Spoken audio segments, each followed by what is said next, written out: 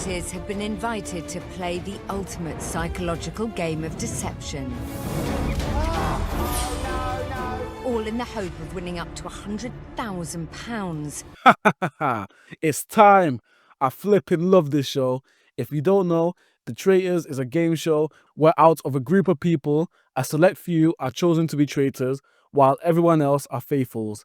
Every night, the traitors will congregate and choose a faithful to be murdered, and it's their job to blend in and remain undetected, while the faithfuls will have to work together and identify and vote out the traitors. If the faithfuls succeed, they split the cash prize at the end. However, if even one traitor remains, they'll take all the money. With the explanation out of the way, it's time for the UK Celebrity Traitors. Out of this cast, I only really know Nico Amalana, big up, great YouTuber. I'm familiar with a couple other celebrities like Alan Carr and Cat Burns and such, but I ain't really into celebrities like that, so most of these are new faces to me. The contestants arrive at a graveyard with all their names on the graves. They're greeted by the host, Claudia Winkleman, who introduces the first challenge. In each grave, there's a shield that will give them immunity from murder, and the first 6 to get theirs will be immune from the first murder. The people who get the shields are as follows: Jonathan Ross, Joe Marler, Joe Wilkinson gets his with the help of Joe Marler, Kate Garraway, Charlotte Church, and Celia, who gets the last one with the help from Nick Mohammed. With the challenge done, they're back in the cars, returning to the castle, and Alan's out here casting suspicions, but the traitors ain't even been picked yet. They're all getting familiar with one another and roaming the castle when Stephen Fry reveals that he's actually aware of Nico's antics of sneaking into places and such, and Nico is gagged. He was not expecting him to know that at all. To it, because you were famous for barging into places and pretending to be things you aren't. How do you know that? Oh, I have a sticky memory. The one thing which I wanted was to be kind of unknown to everyone.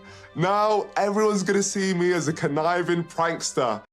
It's time for the selection, and we get to see Claudia interview everyone one by one to see who she'll choose to be a traitor.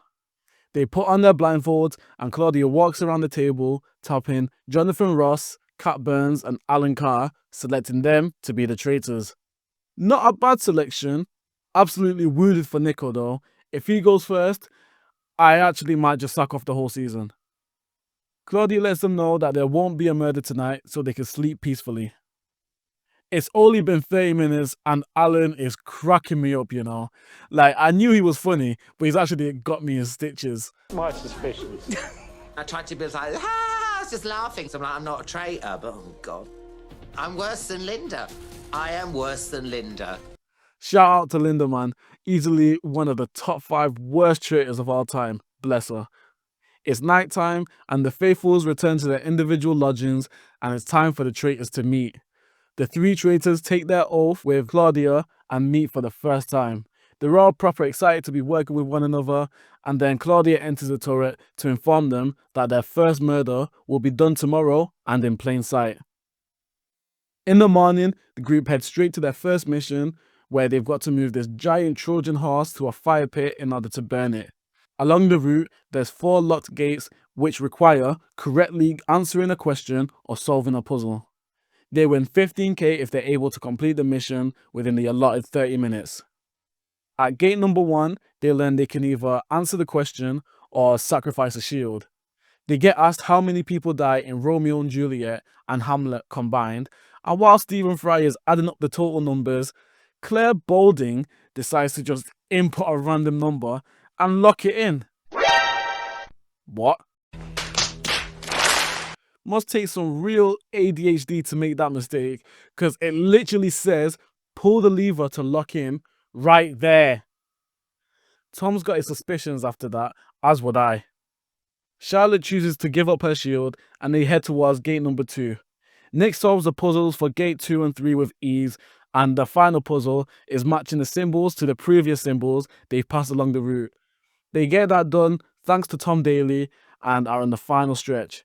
They light the torch, set fire to the horse, completing the mission and earning 15k. They're back at the castle, and the traitors learn they'll have to perform the murder tonight. They'll have to find a black lily somewhere in the castle, rub their hands with it, and then touch the face of their victim. However, the poison is slow acting, meaning they won't die tonight. The three traitors finally get a moment alone in the kitchen and decide Alan would be most likely to get away with it. Jonathan gets everyone outside and away from the lily, while Alan gets his hands on the flower, but he's stressing. We're now on to episode 2, and Alan's trying to find someone to murder. We don't see the murder just yet, but he rejoins everyone outside and gives the least subtle nod to Jonathan, so we'll have to wait and see who he poisoned. It's bedtime and the traitors link up, and we learn that Alan actually poisoned Paloma. In the morning, they start entering for breakfast. People have their suspicions on Kate for overreacting to situations and Nico for acting different before and after the traitors were chosen. I was so happy and like relieved. Oh, thank goodness not to be the first one dead. The traitors do their acting, pretending like they don't know what's going on. It's down to the final 4, and everyone is shocked when they all come through the door. What happened? It was a stretch for my acting ability. I don't know how Meryl Streep does it. Claudia then enters and explains that the traitors murdered in plain sight last night and that the poisoned faithful will die by the end of today's mission. At this point, everyone's just speculating about how the murder was done and everyone's suspicious of everyone. For today's mission, they've got to answer a series of clues that will lead to 3 players, one being the murdered faithful and the other 2 being players of the traitors' choosing, which could include the traitors themselves. For each player they correctly guess, they get 3k for the prize fund, but an additional clue will deduct money. After 2 clues, they correctly guess Nico before incorrectly picking Nick, realizing that it was actually in fact Lucy. They then use another 3 clues and guess, of course, Paloma. As a group, they've now got to guess who the traitors chose to kill, and if correct, they get an extra 4k.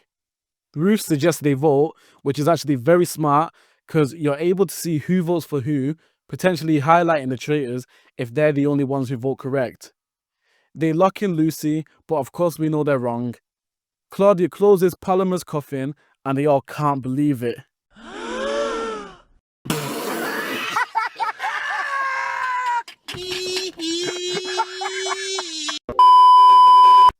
Jonathan absolutely dubs in Alan though and asks him to say a few words since they were close. Lol. Tom is suspicious of Kate and he's not liking her use of the word flabbergasted. Oh my gosh, I'm flabbergasted. Like, who uses that word? You can't just call someone a traitor because they have a better vocabulary than you. You should be a comedian or something, man. It's time for the round table, and Kate wants to know why her name's been brought up. People mention her over-the-top reactions, but then Stephen Fry turns the conversation to Nico, saying he's the type of person to ask to be a traitor. And to be fair, it's a very good place to start when you have so little to go off. Nico lies and claims he actually asked to be a faithful, and also makes the case that he's being set up by being put in the coffin. Charlotte and Jonathan chime in, accusing him of changing his demeanor after the traitors were chosen, but I think he does a good job of defending himself and gets some of the eyes off him. Mark defends Nico and says he actually noticed a change in behavior from Tamika, but then she just spins it back on him and then goes for Kate while she's at it. Ruth asks Alan if Paloma had any suspicions before she died, and he said that she had 2 names, but she never got the chance to share it. And I can't believe not one person found it suspect that he's kept that shit quiet until now. This guy hasn't stopped talking. Joe Wilkinson also defends Nico because he believed that Nico was truly worried about being murdered, and he points his finger at Tom. It's crazy that not a single person has correctly accused a traitor yet at this table. It's now voting time, and right now the votes really could go either way. Ruth starts us off and votes for Kate, with Tamika following suit. Alan votes for Nico, and Mark goes for Tamika. Nico votes Tom, Kate votes Tamika, Joe and Lucy both vote Nico, Kat votes Kate, and me, my asshole is tense right now. It's 3 votes for Kate, 3 for Nico, 1 for Tamika, and 1 for Tom. And before we see the rest, we get hit with a cliffhanger. You know what? Coming into the season, I didn't really know these guys too tough, but every single one of them brings something, and it's honestly been a 10 out of 10 star so far. Alan's definitely been the star of the show, and he has had me in tears the whole time. But if Nico goes home, I'm gonna be fuming. If you liked the video, do me a big favor and drop a like, subscribe to catch episodes 3 and 4's review as soon as it drops, and comment who's been your favorite so far. I'll see you in a bit.